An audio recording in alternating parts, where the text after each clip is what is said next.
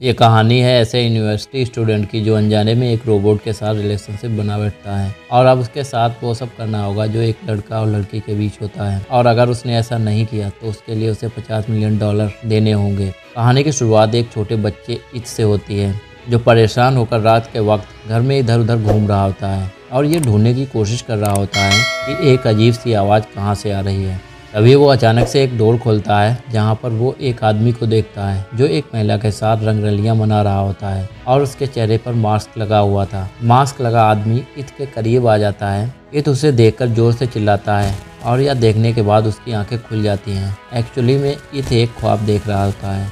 ख्वाब से जागते ही वो अपने रूम में गलती से विन पास कर देता है जिसकी आवाज़ सुनकर दूसरे कमरे से उसके पिता कमरे में आ जाते हैं और उसे बताते हैं कि वो शोर मत मचाए। असल में इथ के पिता एक पोर्न मूवी के स्टार होते हैं और वो दूसरे कमरे में अडल्ट मूवी की रिकॉर्डिंग कर रहे होते हैं।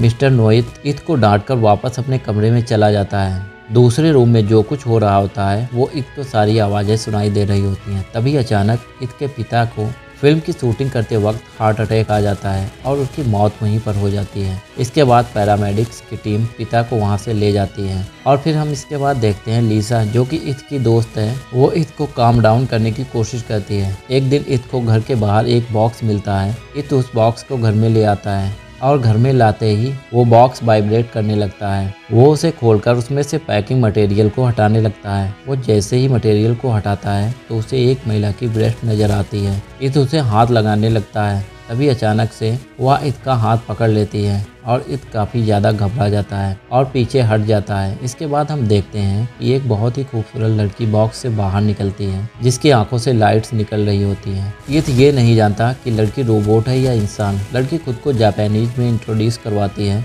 और अपना नाम एना बताती है और उनको ये बताती है कि वो सब कुछ करेगी जो वो बोलेगा। ये सुनते ही इथ एक बार फिर से विन पास कर देता है। एक्चुअली जब भी वो एक्साइटमेंट में होता है तो उसके साथ ऐसा ही होता है। इस बार सिचुएशन से दूर भागने के लिए इथ रूम से बाहर निकल जाता है और घबराकर अपने पिता के साइंटिस्ट दोस्त मिस्टर जीन से टकरा जाता है। मिस्टर जीन फौरन इससे सवाल करते हैं कि क्या उसने एना के ब्रेस्ट को टच तो नहीं किया। तभी अचानक से रोबोट रूम से बाहर निकल कर आता है और इसको जमीन पर गिरा देता है और उसके साथ इंटीमेट होने की कोशिश करता है। मिस्टर जीन घबराकर जल्दी से इसको कमांड्स बताते हैं ताकि रोबोट को थोड़ी देर के लिए डिसेबल किया जा सके। कुछ देर के बाद मिस्टर जीन इट को ये बताते हैं कि एना एक प्रोटोटाइप रोबोट है जो कि आर्टिफिशियल इंटेलिजेंस की हेल्प से चलती है। ये ऐसा प्रोग्राम है जो उसने और उसके पिता ने मिलकर बनाया था। वो ये बताता है कि एना उसके पिता को भेजी गई थी ताकि वो उसको टेस्ट करके इन्वेस्टर्स को दिखा सकें, लेकिन उसके पिता की डेथ हो चुकी है।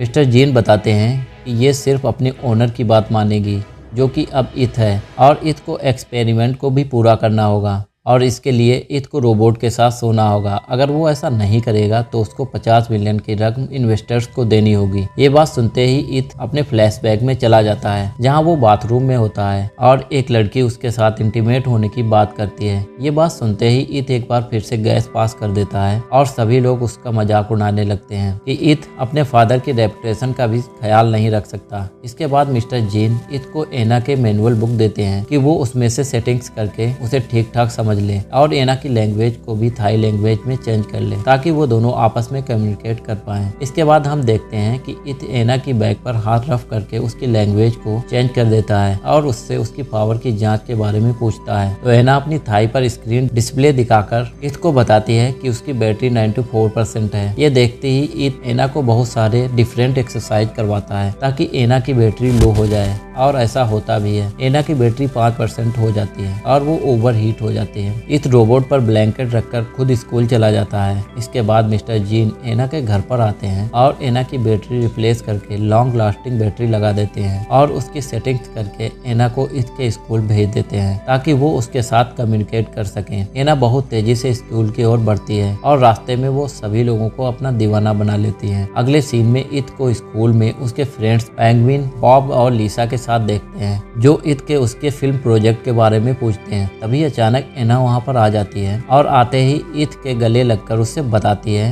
कि वो उससे अपने दोस्तों के सामने खुद को दूर के रिश्तेदार इंट्रोड्यूस करवाए। ईथ के दोस्त पेंगोलिन और बॉब एना को देखकर बहुत हैरान दिखाई देते हैं और उससे सवाल करते हैं कि क्या वो कोई मॉडल है या फिर एक्ट्रेस है। दूसरी ओर लीसा इस बात से काफी ज्यादा हैरान होती है कि उसने कभी एना के बारे में मेंशन नहीं किया। हालांकि ईथ और लीसा आपस में बहुत ही अच्छे दोस्त हैं। क्लास खत्म होते ही लीसा बॉब को एना की ब्रेस्ट की तरफ घूरने से मना करती है। तभी वहाँ पर रिटेना आ जाती है जो ऐसे क्लब की लीडर है जो थाई वसूलों के काफी पक्के होते हैं। रिटेना बहुत ज्यादा कम स्कूल यूनिफॉर्म पहनने की वजह से बुरा भला कहती है। तभी बॉब उन दोनों के बीच आ जाता है और रिटेना के ग्लास छीनकर उससे कहता है कि अब वो वापस लेकर दिखाए, लेकिन बहुत प्यार से मांगेगी तभी वो वापस करेगा। और वो ठीक वैसा ही करती है क्योंकि वो बॉब को पसंद करती है। लेकिन इन बातों के बीच सभी लोग देखते हैं कि एना और ईथ वहाँ से चले गए हैं। अगले सीन में ईथ और एना दोनों एक साथ दिखाई देते हैं। ईथ काफी थक जाता है और बोलता है कि अब घर जाना चाहिए। ये सुनते ही एना ईथ से कहती है कि वो उसकी पीठ पर बैठ जाए और जैसे ही ईथ एना की पीठ पर बैठता है तो एना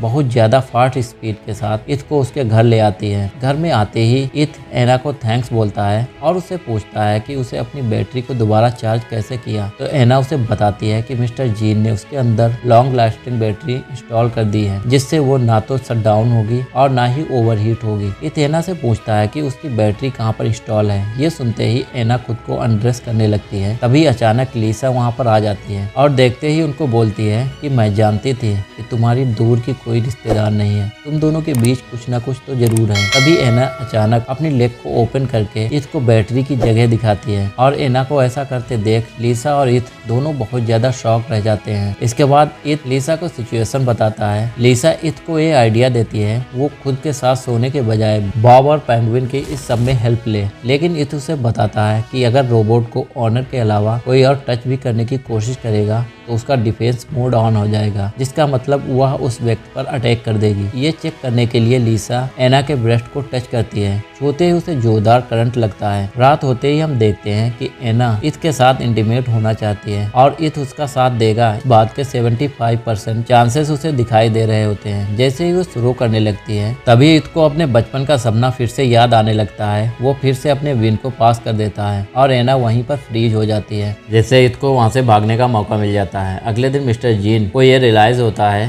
कि ईथ को महिलाओं के साथ कैसे पेश आना है, ये सब सीखना होगा। ये सिखाने के लिए वो ईथ के पिता के कोवर्कर अडल्ट फिल्म में काम करने वाली लड़की को कॉल करता है और उसे बताता है कि इसे ईथ के सारे गुण को सिखाना होगा। वो इस बात पर एग्री हो जाती है और अगले दिन उसे मिलने के लिए उसके घर पर जाती है, जहाँ पर बहुत से लोग उसे घूरने लगते हैं और हैरान दिखाई देते हैं। फिर हम देखते हैं कि एना की आंखें खुल जाती हैं और वह कहती है कि उसका सिस्टम अपग्रेड हो गया है।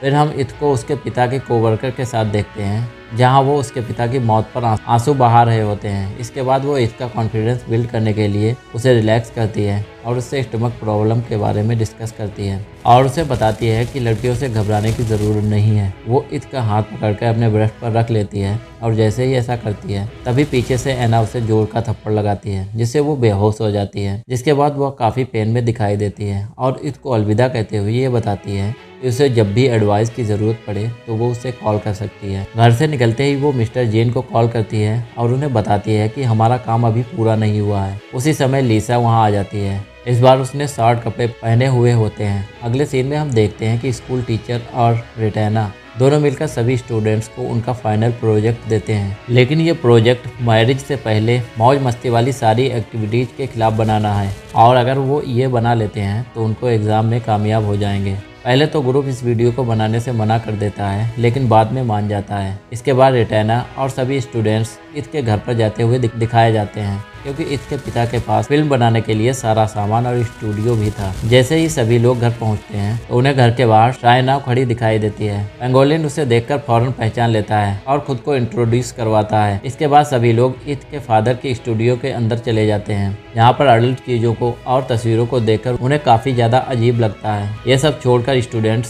फिल्म की स्टोरी पर फोकस करते हैं। और अडल्ट एक्टर्स को कहानी के बारे में बताते हैं। कहानी सुनकर वो काफ़ी हैरान हो जाती है और कहती है कि खुद शादी से पहले लाइफ की अन एक्टिविटीज को क्यों ख़त्म करना चाहेगा और हमें इसके लिए मूवी बनाने के बजाय इसके हक में मूवी बनानी चाहिए ताकि लोग सेफ और सिक्योर इंजॉयमेंट कर सकें। इस सभी से कहता है कि उन्हें आज की मीटिंग यहीं पर ख़त्म कर देनी चाहिए क्योंकि किसी बात का नतीजा नहीं निकल रहा था। इसी रात एना इट के पास सोने के लिए जाती है, लेकिन इट उसे इग्नोर करता है और अपना काम करने लगता है। एना उससे पूछती है कि वो क्यों उदास है, जिस पर वो बताता है कि वो इसलिए परेशान है क्योंकि उसे $5 बिलियन देने होंगे, जिसके लिए वह अपने फादर को कसूरवार ठहराता है। एना इससे पूछती है कि उसके फादर कैसे थे, जिस पर वो बताता है कि उसके पिता काफ़ी अच्छे थे, लेकिन उनके काम की वजह से उसे काफ़ी मुश्किल उठाना पड़ती है और बहुत कुछ सुनना पड़ता था। लेकिन इस सब के बावजूद वो अपने पिता से बहुत प्यार करता था। प्यार का लफ्ज़ सुनते ही एना उससे पूछती है कि मुझे प्यार के बारे में समझने में काफ़ी मुश्किल हो रही है। वो बताता है प्यार उसे कहते हैं जब हम किसी की अच्छाई और बुराई दोनों को एक्सेप्ट कर लेते हैं। एना इसे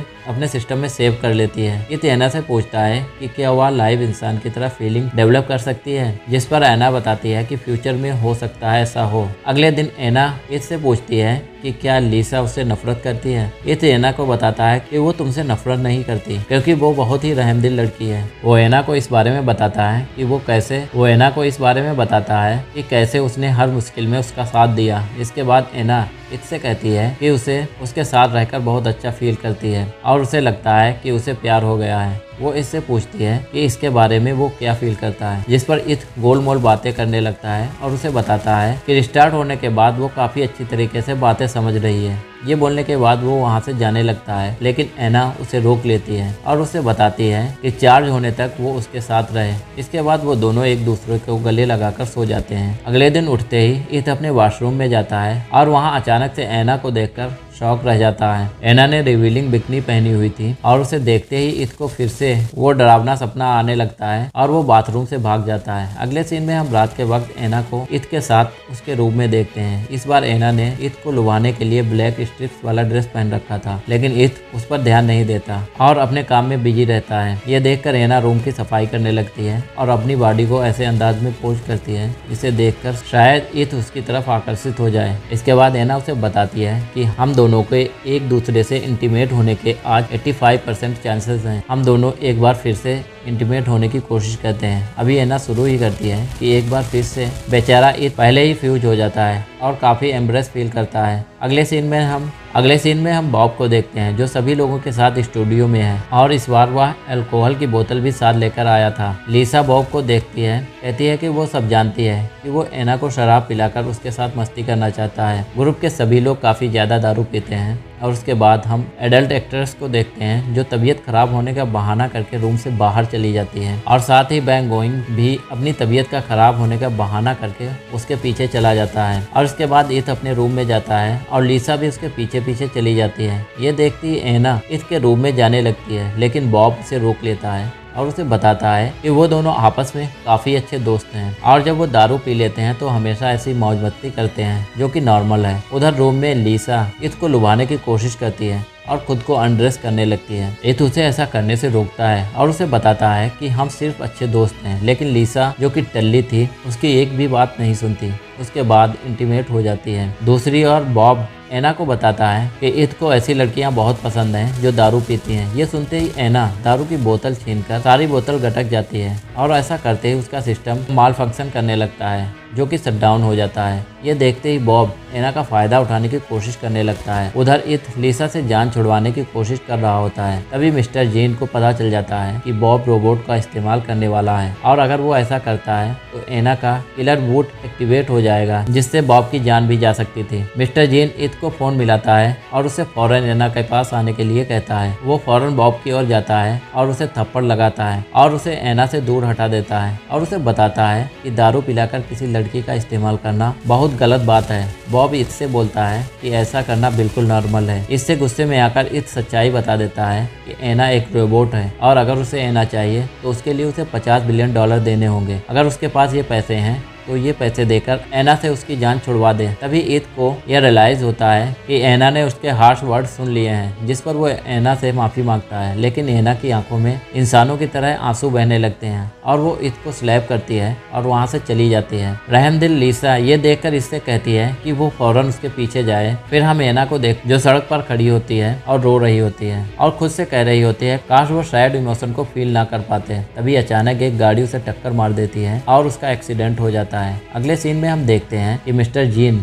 रोबोट को एनालाइज करते हैं और लोगों को बताते हैं कि एना की मदरबोर्ड काफी ज्यादा डैमेज हो गया है, जिसके कारण उसके लैब में ले जाना होगा। फिक्स करते ही उसकी पिछली सारी मेमोरी डिलीट हो जाएंगी। इस मिस्टर जीन से कहता है कि क्या हम इसकी मेमोरी को बचा सकते हैं, जिसके बाद मिस्टर जीन इसको कहता है इसकी वजह से उसे इतनी बड़ी मुश्किल का सामना करना पड़ा, अब वो सब कुछ भुला दे क्योंकि जो कुछ भी था वो खत्म हो चुका है। इसके बाद हम सभी लोग लैब में देखते हैं और मिस्टर जीन ठीक वैसा ही करते हैं और एना को रिस्टोर करते हैं, जिसके कारण उसकी सारी पिछली यादें वॉश हो जाती हैं। इस मिस्टर जीन से पूछता है कि क्या उसकी मेमोरी को वापस लाने का कोई तरीका है, जिसके बाद जीन बताते हैं कि सिर्फ एक रास्ता है जिससे उसके ब्रेन को एना के ब्रेन के साथ कनेक्ट करना होगा। इस बात से एग्री हो जाता है और वो एना के दिमाग की दुनिया में चला जाता है, जहाँ वो अकेली नाराज भटक रही होती है। वो एना का पीछा करता है लेकिन उसका सामना उसके फ्लैशबैक वाली सीन से हो जाता है, जहाँ पर एक लड़की उससे इंटीमेट होने की कोशिश करती है और उसके क्लासमेट्स उसको बुली करते हैं। लेकिन इस बार वह घबराने के बजाय उन्हें धकेलकर वहाँ से चला जाता है और पहुँच जाता है अपने पिता के स्टूडियो रूम में, जहाँ उसके पिता काफी मुश्किल का सामना करना पड़ता है। फिर अगले डोर को ओपन करता है जहाँ वो अपने बचपन वाले रूप में आ जाता है और वो मास्क मैन उसके सामने होता है। लेकिन इस बार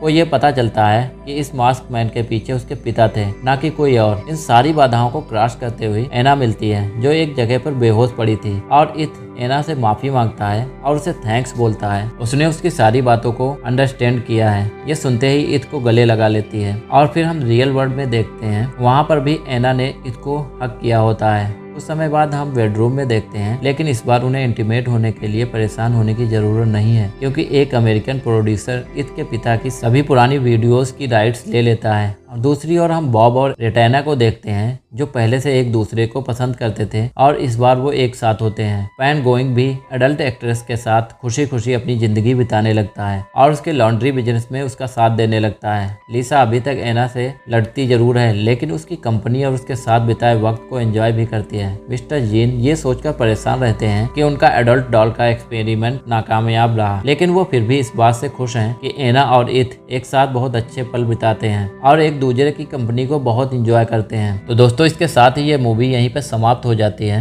आशा करते हैं कि आपको ये मूवी काफ़ी ज़्यादा पसंद आई होगी। अगर आप ऐसी ही मूवी देखना चाहते हैं तो हमें ज़रूर सब्सक्राइब करें। चलते हैं, मिलेंगे आपको अगले वीडियो में। तब तक के लिए टेक केयर, बाय बाय।